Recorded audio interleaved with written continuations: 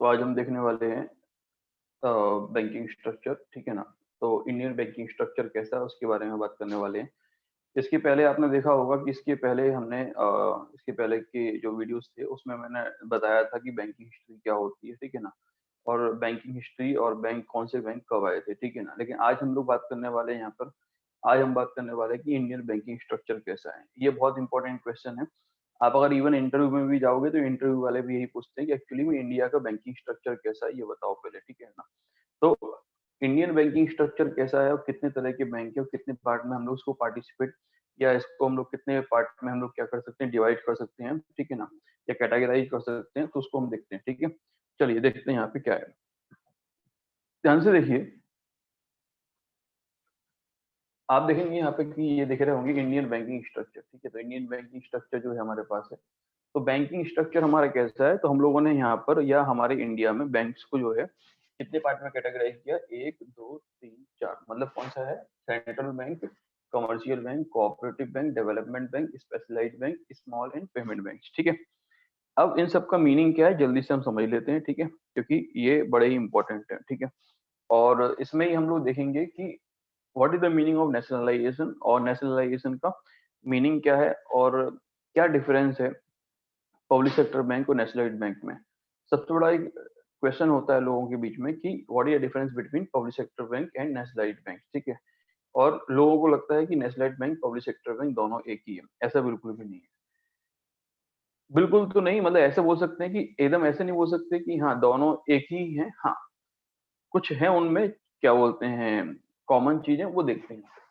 तो सबसे पहला बैंक आता है सेंट्रल बैंक। एवरी कंट्री है सेंट्रल बैंक, मतलब हर किसी कंट्री में सेंट्रल बैंक होता है जो इसको रेगुलेट करता है। जैसा कि हमारे यहाँ कौन है, आरबीआई। तो reserve bank of India is the central bank of India. तो आप ऐसे बोल सकते हैं। तो ये आरबीआई हमारा क्या है, सेंट्रल बैंक है। एक बात का ध्यान रखिए, आरबीआई जो है इसका हम एक अच्छे खासा अपने आप में टॉपिक है। इस टॉपिक को हम लोग क्या आगे डिस्कस करेंगे। बात करते हैं हम लोग कमर्शियल बैंक की, ठीक है। What is the meaning of commercial bank. तो पहली बात तो आप समझ लीजिए, कमर्शियल बैंक, कमर्शियल का मतलब होता है व्यवसाय, मतलब इसको हम बोल देते हैं व्यवसायिक बैंक। और आपको पता है व्यवसाय या कमर्शियल या कॉमर्स हम लोग क्यों करते हैं, हम लोग करते हैं बिजनेस या बिजनेस ओरिएंटेड या फिर प्रॉफिट कमाने के लिए। तो कमर्शियल बैंक की डेफिनेशन एक्चुअली वही होती है कि मतलब those banks, commercial banks are those banks which work profit oriented, ठीक है ना। मतलब प्रॉफिट ओरिएंटेड वर्क करते हैं, वही हमारे क्या होते हैं, कमर्शियल बैंक होते हैं। बट ये एक्चुअली में डेफिनेशन दी है, लेकिन अगर आपको देखा जाए तो कमर्शियल बैंक अभी बहुत कुछ करते हैं। आप देखोगे तो सोशल वर्क भी काफी सारा करते हैं, ठीक है ना। जैसे आप देखो ना, जीरो बैलेंस अकाउंट ओपन करके देते हैं, जनधन अकाउंट ओपन करके देते हैं, और काफी कम रेट पे इंटरेस्ट पे लोन भी देते हैं, क्योंकि ये यहाँ पर कमर्शियल बैंक बहुत सारे गवर्नमेंट स्कीम भी इम्प्लीमेंट करते हैं। तो ये अदर पार्ट हो गया। बट कमर्शियल बैंक का सिंपल सा डेफिनेशन यही है, commercial bank are those bank which works for profit, ठीक है ना। जो कि क्या है, किसके लिए काम करते हैं, प्रॉफिट के लिए काम करते हैं, ठीक है। तो ये होता है कमर्शियल बैंक। हमारे और आपकी जो अकाउंट है मोस्टली कमर्शियल बैंक में, ठीक है। जैसे एसबीआई है, आरबी एसबीआई है, सॉरी, एसबीआई है, बैंक ऑफ बड़ौदा है, पंजाब नेशनल बैंक है, बैंक ऑफ इंडिया है, ये सारे कैसे बैंक है, ये सारे कमर्शियल बैंक है, ठीक है। अब जरा देखते हैं इसको, कमर्शियल बैंक को कैटेगराइज कैसे कर सकते हैं। कमर्शियल बैंक को अगर आप कैटेगराइज करेंगे तो जरा ध्यान से देखिए। तो कमर्शियल बैंक को हम कैटेगराइज कर सकते हैं। एक आता है हमारा पीएसबी, बोले तो क्या है, पब्लिक सेक्टर बैंक, ठीक है। दूसरा आता है एक प्राइवेट बैंक्स। कौन से बैंक आते हैं, प्राइवेट बैंक्स। थर्ड आता है यहाँ पर, थर्ड आता है हमारा foreign banks.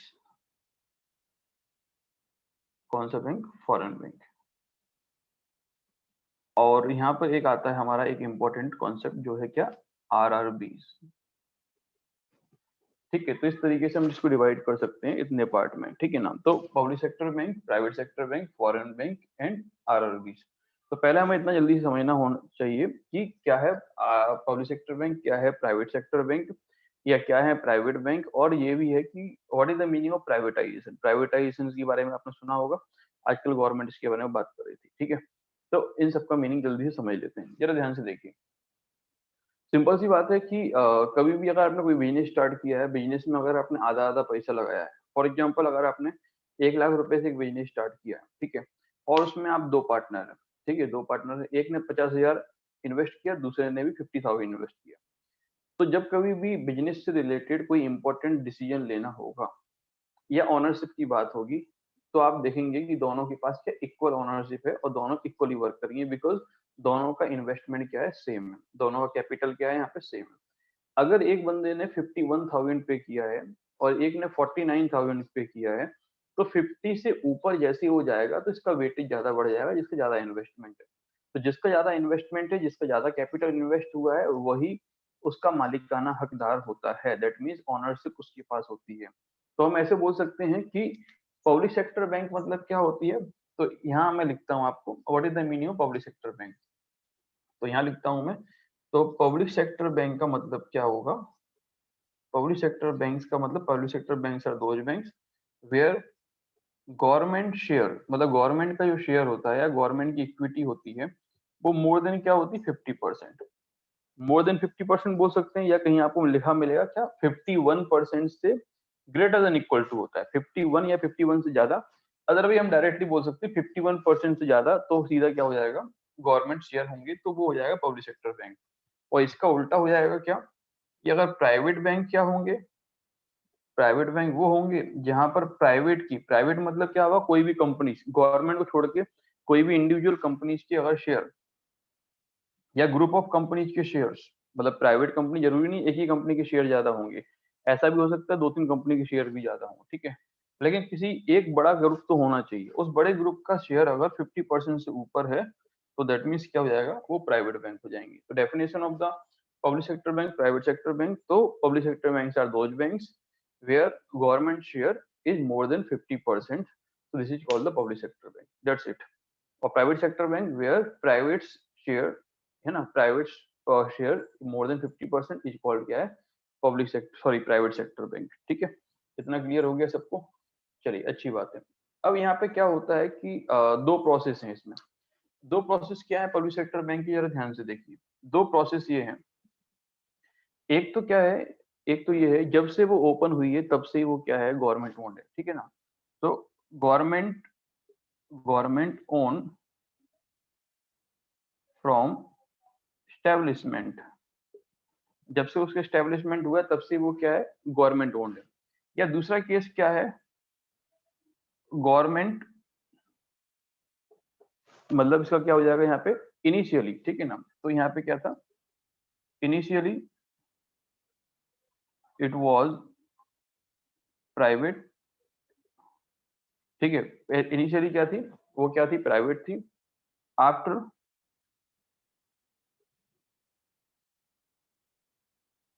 Initially it was private but government, government क्या हो जाए, गवर्नमेंट क्या है, गवर्नमेंट परचेस शेयर्स या गवर्नमेंट टू ऑनरशिप, ठीक है ना। तो जरा ध्यान से देखिए, पब्लिक सेक्टर बैंक के तरीके पहले बता दीजिए। पब्लिक सेक्टर बैंक का मतलब क्या हो जाएगा, जिसमें 50% से ऊपर है वो क्या हो जाएगा, पब्लिक सेक्टर बैंक होगा। पब्लिक सेक्टर बैंक का मतलब क्या है, गवर्नमेंट ओन्ड फ्रॉम क्या, एस्टेब्लिशमेंट, जब से वो एस्टेब्लिशमेंट हुआ है तब से ही उसमें गवर्नमेंट के शेयर ज्यादा है, ठीक है। या फिर initially it was private but क्या है, गवर्नमेंट परचेज शेयर्स, ठीक है, आफ्टर दैट, ठीक है ना। तो बाद में क्या हुआ, गवर्नमेंट ने क्या कर दिया कि बस गवर्नमेंट ने क्या कर दिया, शेयर परचेस कर लिया, ठीक है, क्लियर हो गया। तो जरा ध्यान से देखिए इसी प्रोसेस को, ठीक है ना, इसी प्रोसेस को क्या बोलते हैं, जरा ध्यान से देखिए, इसी प्रोसेस को बोलते हैं नेशनलाइजेशन। क्या बोलते हैं, नेशनलाइजेशन। अब नेशनलाइजेशन का मतलब क्या है वो देखिए। नेशनलाइजेशन का मतलब क्या होता है, प्राइवेट ओनरशिप, प्राइवेट की क्या है, ओनरशिप किसके पास चली जाती है, गवर्नमेंट के पास। किसके द्वारा, शेयर सेलिंग, मतलब क्या हो गया, बाय सेलिंग शेयर, मतलब क्या है, शेयर्स क्या हो जाएंगे, परचेस। तो जरा ध्यान से देखिए, what is the nationalisation. Nationalisation is the process in which government purchase the shares more than 50%, more than 50% of the bank is called nationalization। मतलब कोई पहले प्राइवेट ओन थी, प्राइवेट ओन से वो क्या बन गई, गवर्नमेंट ओन बन गई, इसको ही हम बोल देते हैं यहाँ पे नेशनलाइजेशन। क्लियर हो गया। तो नेशनलाइजेशन की डेफिनेशन मैंने एक तरीके से आपको बता दी। तो nationalisation are is a process in which government purchase shares, more than 50% shares of a bank which was a private owned, then now it becomes government own, तो it is called, it become public sector. तो पहले वो क्या थी, private sector bank थी, अब private sector वो public sector बन गई, इसी को बोल देते हैं हम लोग नेशनलाइजेशन। ठीक है, तो यार ध्यान से देखिए, पब्लिक सेक्टर बैंक को हम दो पार्ट में डिवाइड कर सकते हैं। दो पार्ट कौन कौन से हैं, एक हमारा एसबीआई वाला रखते हैं, एक आता है हमारा क्या, नेशनलाइज्ड बैंक। कौन सा आता है, नेशनलाइज्ड बैंक। तो एक कौन सा आता है हमारा, नेशनलाइज्ड बैंक आता है। क्लियर हो गया, तो ये नेशनलाइज्ड बैंक है। और अभी करंट में नेशनलाइज्ड बैंक जो है आप देख रहे होंगे यहाँ पे 11 नेशनलाइज्ड बैंक है। कितने हैं यहाँ पे, 11 नेशनलाइज्ड बैंक है। ठीक है, तो इतना मुझे लगता है क्लियर हो गया आपको कि एक्चुअली में ये होता क्या है। अब जरा ध्यान से देख लीजिए कि नेशनलाइजेशन का मीनिंग समझ में आ गया आपको। ठीक है, अब अगर बात की जाए तो जो गवर्नमेंट ओन है फ्रॉम एस्टेब्लिशमेंट, ये कौन है, एसबीआई। ये कौन है यहाँ पे, एसबीआई। ठीक है, ये कौन है यहाँ पे, एसबीआई। तो एसबीआई जो है वो यहाँ पे कौन है, वो गवर्नमेंट ओन्ड है। ठीक है, एसबीआई यहाँ पे कौन है, वो गवर्नमेंट ओन्ड है। क्लियर हो गया। और यहाँ पे जो बाकी की 11 बैंक्स हैं वो कौन सी बैंक है, यहाँ पे नेशनलाइज्ड बैंक है। तो बाकी की जो 11 बैंक्स हैं वो यहाँ पे क्या है, नेशनलाइज्ड बैंक है। क्लियर हो गया यहाँ पे।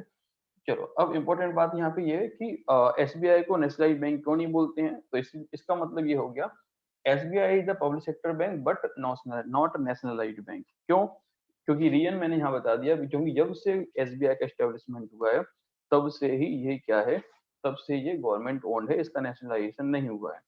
तो यहाँ पे क्लैरिटी के लिए मैं बता देता हूँ, कुछ लोगों के मन में डाउट आएगा कि नहीं सर, इंपीरियल बैंक पहले थी, तब उसके बाद इंपीरियल बैंक का नेशनलाइजेशन करके एसबीआई बनाया था।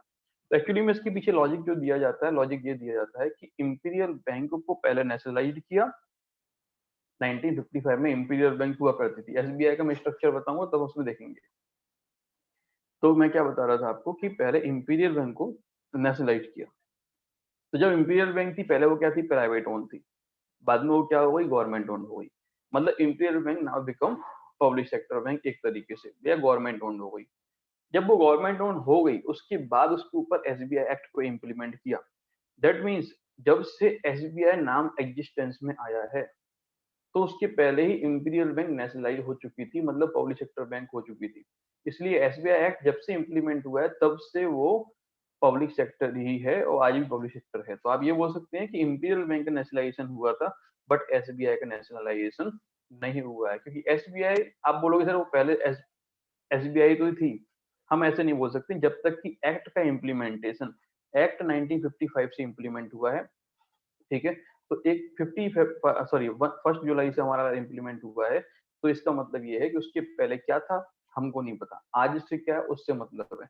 That is why SBI is the public sector bank but not nationalised bank. ठीक है, क्लियर हो गया। अब दूसरी बात आती है, क्या सारे nationalised bank public sector bank होते हैं, क्या सारे nationalised bank public sector bank होते हैं। हम्म, तो आप भी जानते हैं, जरा ध्यान से देखिए, पब्लिक सेक्टर बैंक के दो तरीके बता दिए। तो देखो, पब्लिक सेक्टर बैंक मतलब आपने क्या देखा कि हम पब्लिक सेक्टर बैंक को ही कैटेगराइज करते हैं किसमें, एसबीआई और नेशनलाइज्ड बैंक में।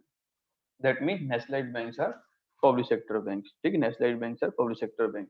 तो एक बात हमारे समझ में आ गई, क्या बात समझ में आ गई, जरा ध्यान से देखिए कि all nationalised banks are public sector bank, all nationalised banks are public sector bank but all public sector banks are not nationalised bank. क्यों, क्योंकि इसमें एक आता है एसबीआई।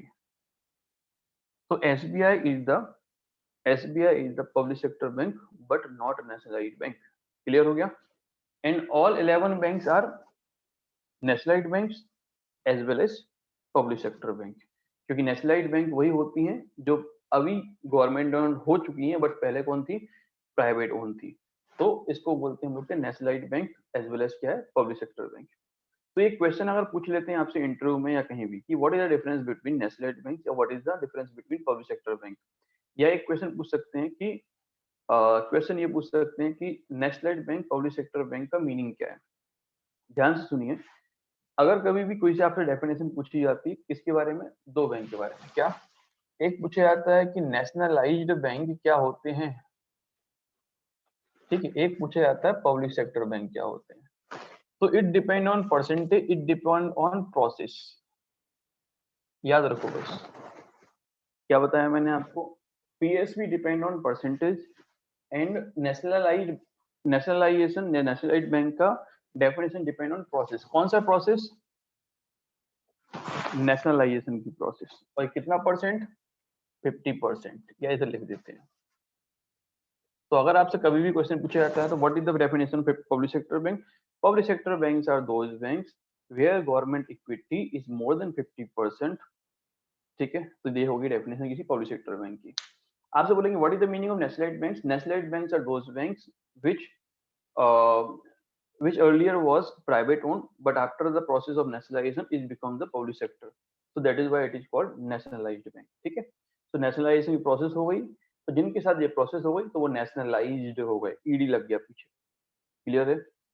तो मुझे लगता है यहाँ तक आपका ये सारी चीजें क्या हो गई, क्लियर हो गई। तो हमने यहाँ पे देखा क्या, ये पब्लिक सेक्टर बैंक और एसबीआई नेशनलाइज्ड बैंक्स होते क्या है, ठीक है ना।